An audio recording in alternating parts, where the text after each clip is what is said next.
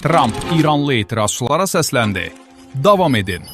ABŞ prezidenti Donald Trump çərşənbə axşamı İranda davam edən kütləvi etirazlarla bağlı açıqlama verərək İranlıları aksiyaları davam etdirməyə çağırıb və onlara qarşı zorakılıq törədən şəxslərin adlarını yadda saxlamağı tövsiyə edib.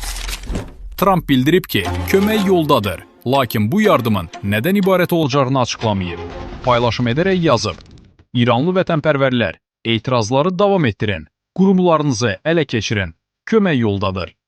ABŞ prezidenti İran təhlükəsizlik qüvvələrinin etirazçılara qarşı məntiqsiz qətilləri dayandırmayana qədər İranlı rəsmilərlə bütün görüşləri ləğv etdiyini bildirib.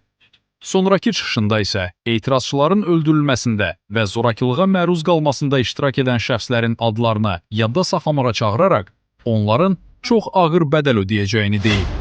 İran tərəfi isə Trump'ın bu açıqlamalarını ölkədə siyasi sabitliyi pozmağa yönəlmiş addım və zorakılığa təhrik kimi qiymətləndirib. İran rəsmilərindən biri ölkə üzrə 2 həftədən artıqdır davam edən etirazlar zamanı təxminən 2000 nəfərin öldüyünü bildirib. Bu, hakimiyyətin ilk dəfə ümumi ölüm sayını açıqlaması olub. Kömək yoldadır ifadəsinin nə məna daşıdığı ilə bağlı jurnalistlərin sualına Trump bunu özünüz başa düşməlisiniz cavabını verib. ABŞ prezidenti İran hakimiyyətinin etirazlara qarşı sərt tədbirlərinə cavab olaraq hərbi variantın da masada olduğunu istisna etməyib.